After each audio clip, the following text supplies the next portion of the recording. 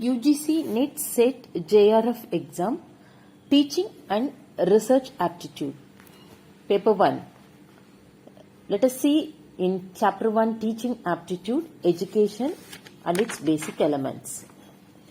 Education, definitions and meaning of education. Teaching is a very noble profession that shapes the character, caliber and future of an individual. APJ Abdul Kalam. Education is simply the soul of a society as it passes from one generation to another. G.K. Chesterton.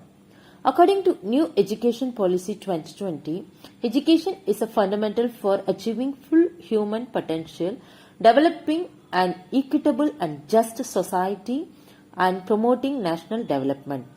The Global Education Development Agenda reflected in the Sustainable Development Goal 4 (SDG 4) of the 2030 Agenda for Sustainable Development adopted by India in 2015 seeks to ensure inclusive and equitable quality education and promote lifelong learning opportunities for all by 2030. Every human being often reflects the learnings that he has received from his elders, parents, family members and teachers. We spend almost 20 to 25 years of our lives in formal learning. Education is the most important foundation of a successful, learned and thriving society. In general, it is important for the social, economic, political growth and development of our society. Thus, the main benefit of education is to transfer our knowledge to the next generation so as to make our society a better place. In a formal manner, teacher functions as the facilitator of knowledge. Learning is the final outcome of teaching process. Evaluation is also done to assess the progress of students. Thus, education, teaching, learning and evaluation are closely related. Research adds to the existing stock of knowledge. We are starting our discussion with education and gradually shifting towards teaching. According to Tagore, the aim of education is self-realization. It means the realization of universal soul in one's self. It is a process which cannot be realized without education. He synthesizes the ancient Vedantic. Swami Vivekananda defines education is the manifestation of perfection already in a man. Aristotle defined education as a creation of a sound mind in a sound body. According to Heinrich Pestalozzi, education is the natural harmonies and progressive development of man's innate powers. John Dewey defines education as the power by which a man is able to control his environment and fulfill his possibilities. According to Froebel, education is a process by which the child develops its inner potential in a manner so as to participate meaningfully in the external environment. UNESCO celebrates October 5 as the World Teachers' Day, while India celebrates Teachers' Day on September 5, that is, birth anniversary of our second President, Dr. Sarvapalli Radhakrishnan. Major approaches in education sector. Philosophy is a vast subject. All aspects of education such as aims, objectives, curriculum, teaching methods, teacher, textbooks and discipline is required after discipline influenced by philosophy. 1. Three basics of education. The educational process decides three types of questions. A. Why is decided by philosophy. B. How is decided by psychology. C. What is decided by the social needs. Hence, education is based on philosophical, psychological and social aspects. As per Western philosophy, Socrates is considered to be father of education. 2. Idealism. Let us look at the basic aspects of philosophy that becomes the basis of education. The word idealism has been derived from ideal. It is actually about mind and self that reflects spiritualism. The universal mind or God is central in understanding of the world. God is the source of all creation and knowledge, spirit and mind constitute reality. Values are absolute, eternal and unchanging. Real knowledge is perceived in mind that is more important than knowledge gained through the senses. Man has a superior nature that is expressed in the form of intellectual culture, morality and religion. Froebel, Kant, Plato, Swami Dayanand, Vivekananda and Sri Aurobindo, the main proponents of idealism. 3. Naturalism. Contrary to idealism, naturalism is a philosophy that believes nature alone represents the entire reality. It takes into account natural matter, natural force and natural laws. Our senses are the gateway to knowledge and nature is the source of all knowledge. The mind is subordinate to nature. The educative process must be pleasurable and set in natural surroundings. The main protagonists of naturalism are Tagore, Rousseau and Herbert Spencer. 4. Pragmatism. Pragmatism is basically a Greek word that means practice or action. Here we focus on the word utility. Whatever is useful is good and whatever is good is useful. A pragmatist lives in the world of facts. Pragmatism focuses on activity or doing. There are no absolute values of life. Truth is created during the course of experience. Humans are active beings and have the ability to solve the problems through the logic of experiments and scientific methods. The thinkers John Dewey, Kilpatrick, Mead are some of the main exponents of this philosophy. 5. Constructivism. The learner actively constructs knowledge. Jean Piaget and J.S. Brunner believed that learning involves an active processing of information and that each individual activity organizes and constructs knowledge for itself. Educational psychology believes that there are developmental stages for knowledge organization. According to Jean Piaget, accommodation and assimilation are basics to learning. A learner develops a new schema through accommodation. New experiences are assimilated into already existing schemas or they may be accommodated by creating new schemas. 6. Humanism. Humanism is a reasonable balance in life and regards humans as the center and measure of all activities. Humanism believes in the interest and welfare of all human beings. Thus, the life of a human being should be transformed so that the welfare of all becomes the goal. This form of learning is dependent on self-actualization. It advocates cooperation, mutual tolerance and social understanding. Carl Rogers and Abraham Maslow are main advocates of humanism. 7. Rationalism. Rationalists claim that there are significant ways through which our concepts and knowledge gain independently through our sense experience. 8. Empiricists. They claim that sensory experience are the ultimate source of all our concepts and knowledge. 9. Existentialism. It is a philosophy that emphasizes individual existence, freedom and choice. This emphasizes the uniqueness and isolation of the individual experience in a hostile or in different universe, regards human existence as unexplainable and stresses freedom of choice and responsibility for the consequences of one's acts. 10. Behaviorism. It assumes that the learner is a passive organism who may be conditioned to learn new behavior. Therefore, learning could be explained by a change in observable behavior. E.L. Thorndike postulated the law of exercise and the law of effect. A. Law of exercise. Repeating a conditioned response would strengthen the bond between the stimulus and the response. In other words, practice makes a man perfect. B. Law of effect. The law of effect is a principle of reinforcement and punishment.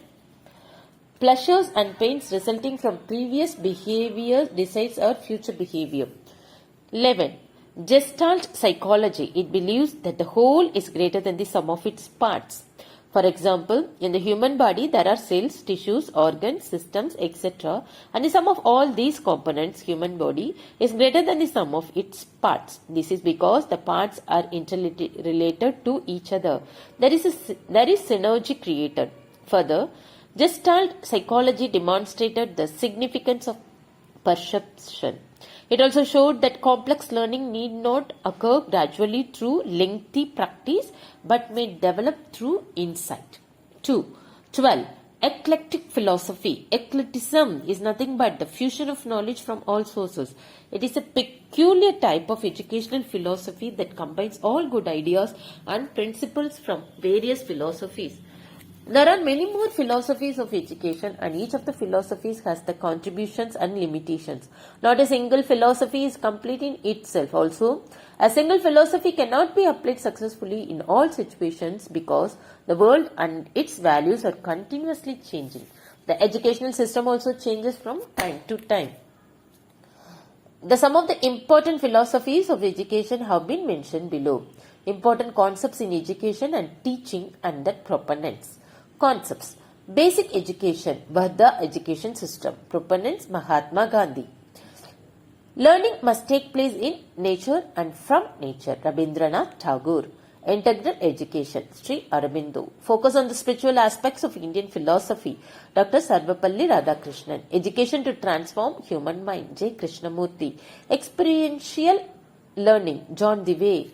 Self-education through development of individuality, Maria Montessori. Kindergarten, focus on self-activity, creativeness and social cooperation, Froebel. No formal learning, nature is the only teacher, Rousseau. Forms of education. We can divide the education into three parts. 1. Formal, 2. Informal, 3. Non-formal. Integration of these three makes the education holistic and comprehensive. Major aims and objectives of education. Havigut and Newgarden have given two important functions of the education system. 1. A mirror that reflects society as it is or to be stabilizer of the society. 2. An agent of social change or a force directed towards implementing the ideas of society. George Payne, a sociologist, has given three main functions of education. 1. Assimilation of traditions. 2. Development of new social patterns. 3. Creative and constructive role. Emile Durkheim established ideas on transmission of society's norms and values as the major function of society. He also acknowledged education as a training for specialized roles, including adopting some occupation for livelihood. Education is required to perform the function of cultural transmission and enrichment, acceptance and reformulation, change and reconstruction. The process why the young generation learns the traditional ways of society is called enculturation, and this differs from society to society. Through education, enculturation is formalized. Acculturation is the process through which a person or group from one culture comes to adopt the practices and values of other while still retaining their own distinct culture. This concept has become important in an increasingly globalized society. Factors determining educational aims. Education is mostly a planned and purposeful activity. Educational aims are necessary in giving direction to any activities which are determined by the following factors. 1. Philosophy. Philosophy and education are the two sides of the same coin. Philosophy is the main factor that determines the aim of education. Education is termed to be the best means for propagation of philosophy. 2. Human nature. It is closely linked with philosophy. For example, idealists regard unfolding of the divine in man as the aim of education. 3. Socio-cultural factors and problems. Education has to preserve and transmit the cultural heritage and traditions from one generation to another. 4. Religious factors. In ancient India, Buddhism emphasized the inculcation of the ideals of religion such as ahimsa and truth into the prevailing educational system. 5. Political ideologies. The educational aims of an democratic political system can be quite different from that of an autocratic political setup. 6. Exploration of knowledge. Knowledge is must for good interpersonal relationship, healthy adjustment in life, modification of behavior, self-awareness and for social growth. It also a source of happiness. 7. Vocational. Education should prepare the child to earn his livelihood and make him self-sufficient and efficient in both economic and social factors. 8. Self-actualization and total development. Education should help a person to become what he has to become according to his or her individual potentials. The education aims at total development of an individual, and it includes physical, mental, emotional, social and spiritual developments. 9. Harmonious development. Mahatma Gandhi emphasized this aim of education very much when he said, "By education we mean an all-round drawing out of the best in child and man, body, mind and spirit." 10. Moral and character development. Some educationalists consider these as the supreme aim of education. Herbert Spencer emphasized that education must enable the child to cultivate moral values and virtues such as truthfulness, goodness, purity, courage, reverence and honesty. 11. Citizenship. As a member of the society, a student should be conscious about his or her duties, functions and obligations towards society. 12. Education for leisure. Leisure is the time which is utilized for enjoyment and recreation.